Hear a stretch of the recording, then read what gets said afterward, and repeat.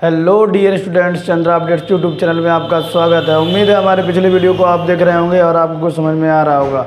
जाहिर सी बात है, आप समझेंगे जरूर, आप समझदार हैं। चलिए आगे स्टार्ट करते हैं। सॉल्यूशन आज का बेहतरीन टॉपिक है सॉल्यूशन का। ध्यान देंगे, ये 9th का भी है, 10+2 का बहुत इंपॉर्टेंट टॉपिक है। कंपटीशन एग्जाम में भी पूछा जाता है इससे प्रश्न, किस प्रकार का सॉल्यूशन है। ध्यान दीजिएगा, बिलियन जिसे हम कहते हैं। वीडियो को स्टार्ट करने से पहले मेरी रिक्वेस्ट है, यदि हमारे चैनल को सब्सक्राइब नहीं किए हैं तो सब्सक्राइब कर लीजिए, वीडियो को लाइक कर दीजिए और अपने चाहने वाले को शेयर करके आ जाइए। चलिए फटाफट स्टार्ट करते हैं। सॉल्यूशन बिलियन जानने से पहले आपको मिश्रण जानना पड़ेगा। मिश्रण क्या है? मिक्सचर। दो या दो से अधिक पदार्थों को यदि हम किसी भी अनुपात में मिला दें तो प्राप्त नए पदार्थ को मिश्रण कहते हैं। लेकिन अगर वही पदार्थ निश्चित हो जाते हैं तो उसे हम यौगिक कहते हैं। जब रासायनिक संयोग से बन जाते हैं निश्चित अनुपात से तो उसे हम यौगिक कहते हैं।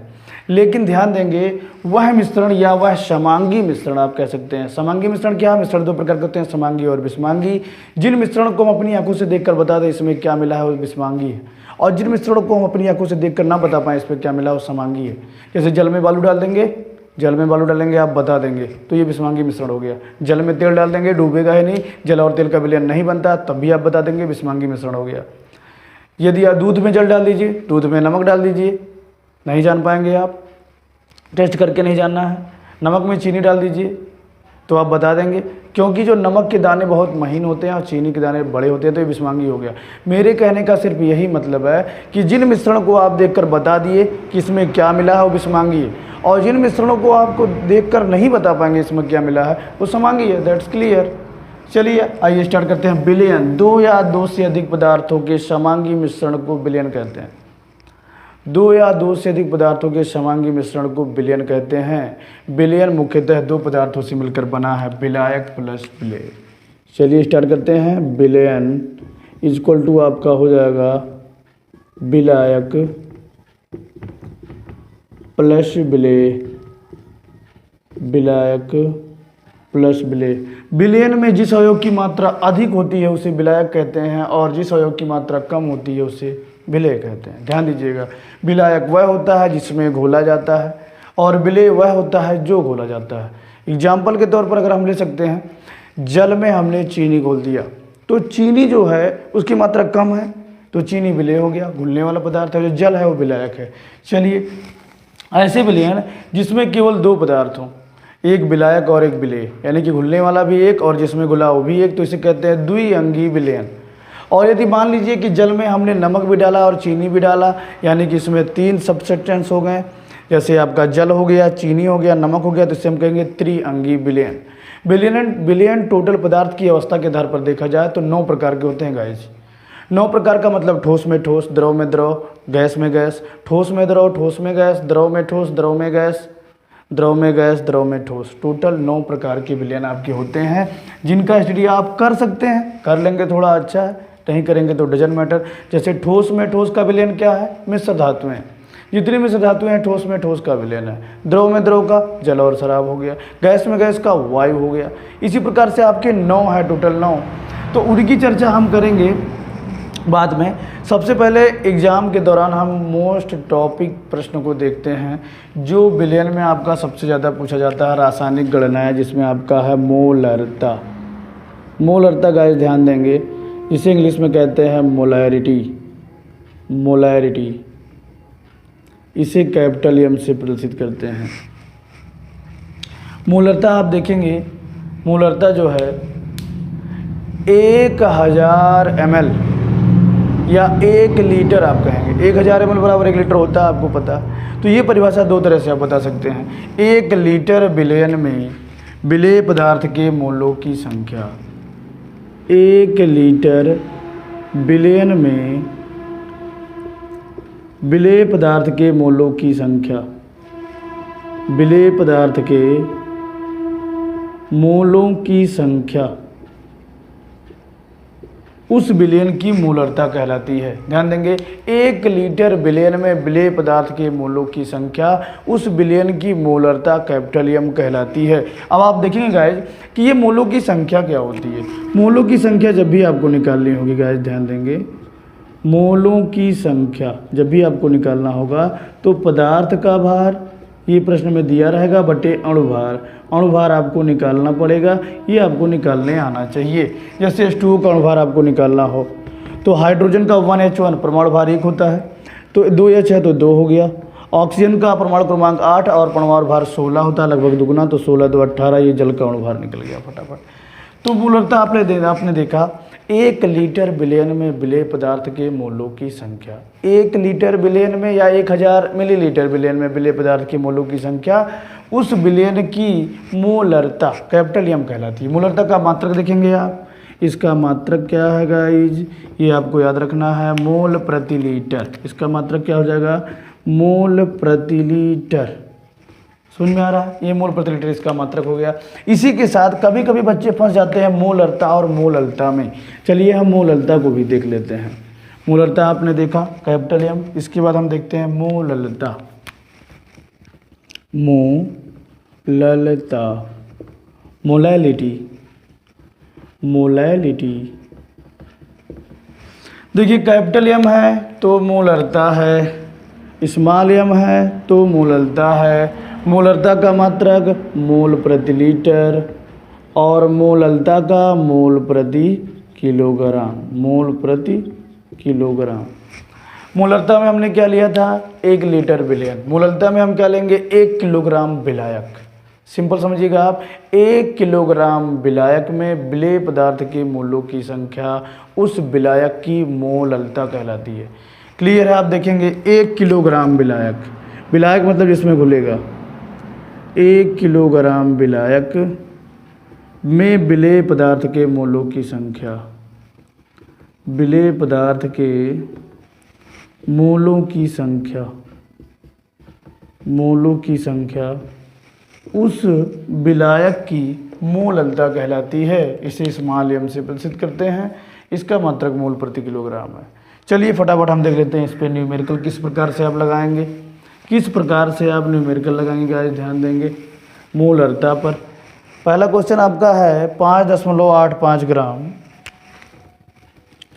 5.85 ग्राम सोडियम क्लोराइड, सोडियम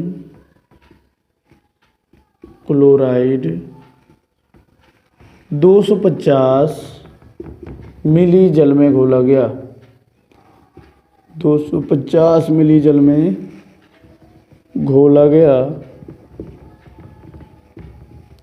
विलयन की मोलरता ज्ञात कीजिए, विलयन की मोलरता ज्ञात कीजिए।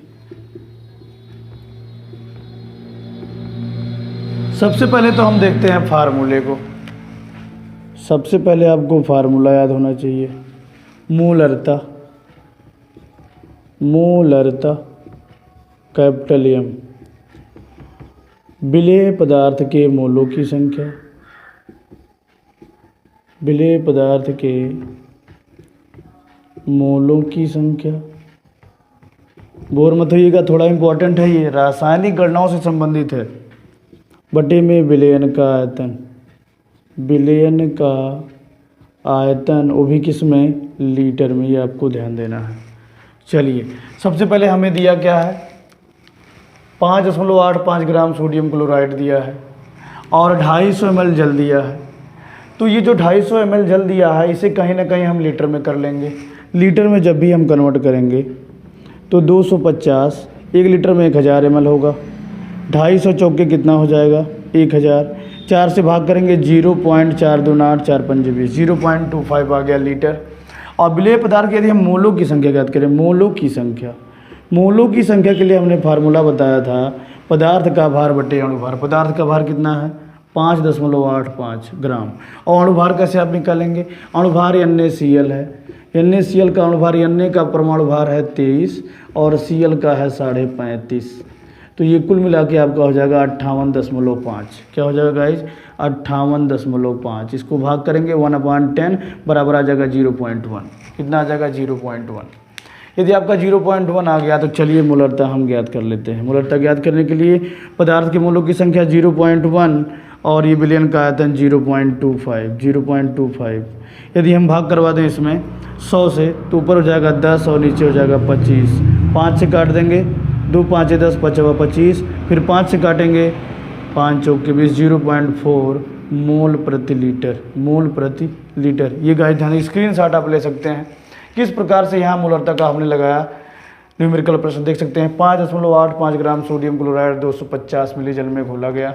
बिलियन की मोलरता ज्ञात करनी थी। मोलरता का फार्मूला है विलेय पदार्थ की मोलों की संख्या बट्टे में बिलियन का आयतन, और भी लीटर में। बिलियन कितना दिया, 250 मिली। हमने सबसे पहले इसे लीटर में कन्वर्ट कर लिया। लीटर में कन्वर्ट करने के लिए 1000 से भाग करवा दिए, क्योंकि 1 लीटर बराबर 1000 मिलीलीटर।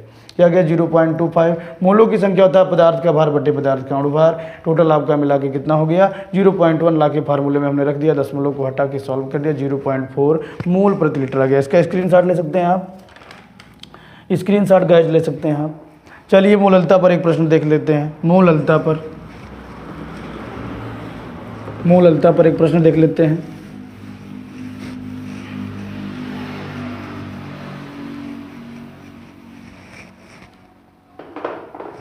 मोललता पे जो आपका प्रश्न होगा गाइस ध्यान देंगे, 10 ग्राम कास्टिक सोडा, 10 ग्राम कास्टिक सोडा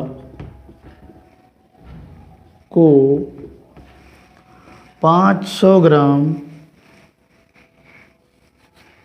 जल में घोला गया। 500 ग्राम जल में घोला गया तो विलयन की मोललता की गणना कीजिए। मोललता की गणना कीजिएगा, इस ध्यान देंगे। बहुत ही बेहतरीन प्रश्न है। बोर्ड एग्जाम में कम से कम 2 से 3 बार यही खुद ही अकेले पूछा गया है। वही पुरानी चीज़। सबसे पहले हम फार्मूला देखते हैं मोललता का, स्मॉल एम का। मोललता आप देखेंगे स्मॉल एम, विलेय पदार्थ के मोलों की संख्या, विलेय पदार्थ के मोलों की संख्या का ध्यान देंगे, और बटे में विलायक का भार किलोग्राम में। विलायक का भार किसमें, किलोग्राम में। चलिए सबसे पहले हम निकाल देते हैं कास्टिक सोडा क्या है, NaOH है। इसका अणुभार निकालेंगे, Na का 23, O का 16 और H का 1। तो 6 1 7 3 10, 2 1 3 और 1 हो गया 4, 40 आ गया इसका। NaOH का अणुभार कितना आ गया गाइस, 40 ध्यान देंगे। NaOH का अणुभार 40 आ गया। तो हम निकाल सकते हैं मोलों की संख्या। मोलों की संख्या, मोलों की संख्या के लिए फार्मूला क्या है, पदार्थ का भार बटे अणुभार। पदार्थ का भार बटे अणुभार 1/4। 1/4 को फिर हल करेंगे 0.25। और ये दिया है 500 ग्राम। 500 ग्राम को यदि आप किलोग्राम में बदलेंगे, 500 ग्राम को आप किलोग्राम में बदलेंगे, यहाँ देख लेते हैं। 500 ग्राम को किलोग्राम में बदलेंगे तो 1000 से भाग 1.2 आ जाएगा 0.5। तो चलिए अब हम देखते हैं स्मॉल एम, मोललता। विलेय पदार्थ के मोलों की संख्या कितना आया है, 0, ये आया है 0.25। विलायक का भार किलोग्राम में, आधा किलोग्राम है तो 0.5 हो जाएगा। 0.5 100 से ऊपर नीचे हम गुणा करवा लेंगे। 100 से ऊपर नीचे गुणा करवाएंगे 25/50। 25/50 कट के आ जाएगा 1/2, और 1/2 का मान 0.5 और इसका मात्रक है मोल प्रति किलोग्राम, मोल प्रति केजी। ये आपका हो गया गाइज मोललता। इसका स्क्रीनशॉट ले सकते हैं। अब हम आपको बताएंगे मोल प्रभाज के बारे में। मोल प्रभाज देख लीजिए फटाफट। मोललता हो गया, मोलरता हो गया, मोल प्रभाज देख लीजिए। कहीं ना कहीं एग्जाम में आपका काम बन जाएगा। मोल प्रभाज आप जानेंगे तभी तो आपको राउल्ट का नियम समझ में आएगा। राउल्ट का नियम हम आपके लिए लेके आने वाले हैं। राउल्ट का नियम एक छोटा सा वीडियो होगा, आपको बता दिया जाएगा। मोल प्रभाज या इसे कहते हैं मोल भिन्नांक, मोल भिन्नांक, मोल फ्रैक्शन भी इसे कहते हैं। मोल प्रभाज क्या होता है, किसी विलयन के किसी अवयव के मोलों की संख्या और विलयन की मोलों की संख्या के अनुपात को उस विलयन के उस अवयव का मोल प्रभाज कहलाता है। ऐसे नहीं समझ में आएगा आपको। विलयन के अवयव कौन कौन से हैं, विलयन के अवयव कौन कौन से हैं, एक तो विलायक होता है विलयन में, और दूसरा होता है विलेय। तो इसमें परिभाषा में ये बताया गया है किसी विलयन के किसी अवयव के मोलों की संख्या और विलयन के कुल मोलों की संख्या के अनुपात को उस अवयव का मूल प्रभाज कहलाता है। कहने का मतलब अगर हमें विलेय का मूल प्रभाज ज्ञात करना हो, विलेय का मूल प्रभाज, विलेय का मूल प्रभाज, तो सिंपल वे में हम कह सकते हैं विलेय के मोलों की संख्या, विलेय के मोलों की संख्या बटे में विलयन की मोलों की संख्या, विलयन के मोलों की संख्या। आगे देखते हैं, यदि विलायक का मूल प्रभाज है, विलायक का मूल प्रभाज आपको ज्ञात करना हो, विलायक का मूल प्रभाज ये आपका हो जाएगा विलायक के मोलों की संख्या, विलायक के मोलों की संख्या और बटे में आपका हो जाएगा विलयन के मोलों की संख्या, विलयन के मोलों की संख्या। चलिए इसका स्क्रीनशॉट ले लीजिए, फार्मूला हम आगे बताते हैं आपको। मूल प्रभाज क्या है? किसी विलयन के किसी अवयव के मोलों की संख्या और विलयन के कुल मोलों की संख्या के अनुपात को ही उस अवयव का मूल प्रभाज कहलाता है। हमने मान लिया, माना विलेय के मोलों की संख्या, विलेय के मोलों की संख्या स्मॉल n तथा विलायक के मोलों की संख्या, विलायक के मोलों की संख्या बराबर कैपिटल N हो, तब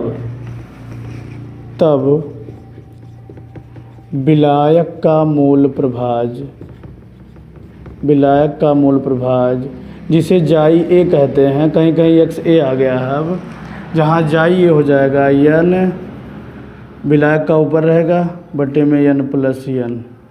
ये देख सकते हैं आप, विलायक का मूल प्रभाज कैपिटल N क्या है? विलायक के मूलों की संख्या बटे में विलायक प्लस विलय यानी कि विलयन के मूलों की संख्या।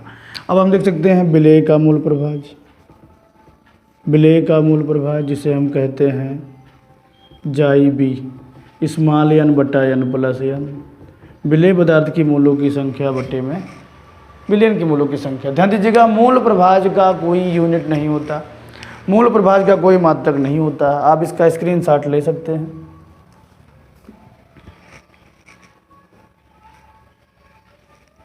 चलिए इस पर एक न्यूमेरिकल आप देख सकते हैं, फटाफट एक न्यूमेरिकल देख लीजिए, वीडियो में बने रहिए। उम्मीद है आपको समझ में आ रहा होगा। वीडियो को लाइक कर दीजिए, अपने चाहने वाले को जरूर शेयर करें। क्वेश्चन आपका है 72 ग्राम जल व 92 ग्राम एथिल अल्कोहल, 92 ग्राम एथिल अल्कोहल, 92 ग्राम एथिल अल्कोहल के विलयन में जल व अल्कोहल, जल व अल्कोहल दोनों के मोल प्रभाज ज्ञात कीजिए, दोनों के मोल प्रभाज,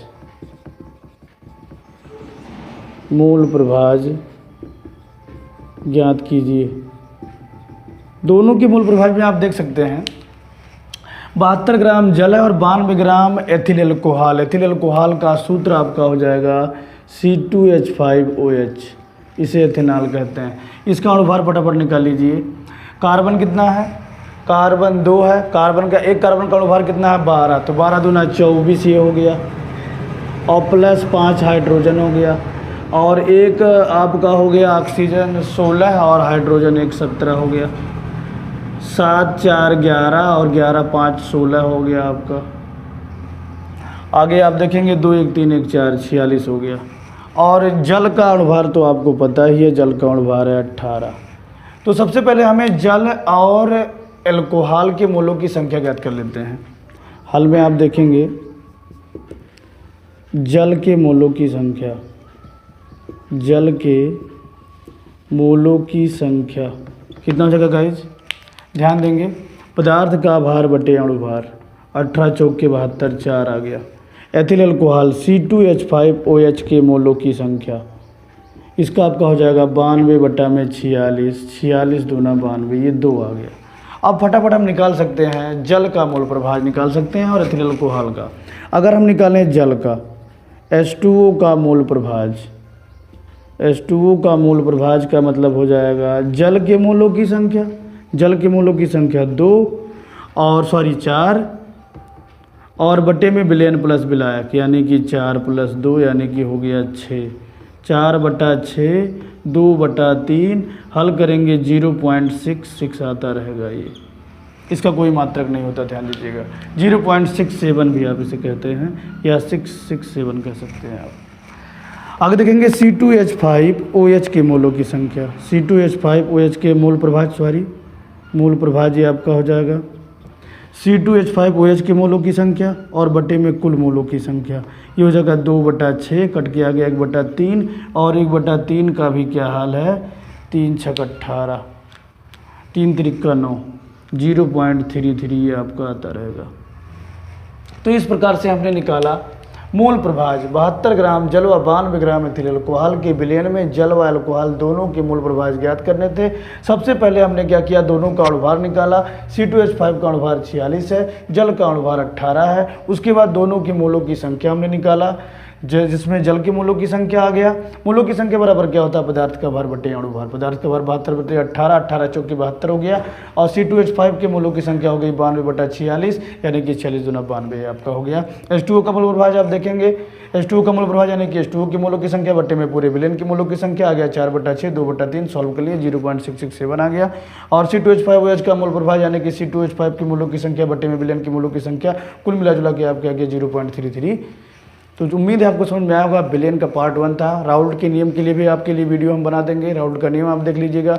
उसके साथ साथ जिस टॉपिक पर आपको चाहिए उस टॉपिक पर आप कमेंट कर सकते हैं कि सर आप इस टॉपिक पर वीडियो बना दीजिए, हम उस पर अवश्य ही बनाने की कोशिश करेंगे। आपकी संतुष्टि हमारा ध्येय है। हमारे चैनल को आप सब्सक्राइब कर लीजिए।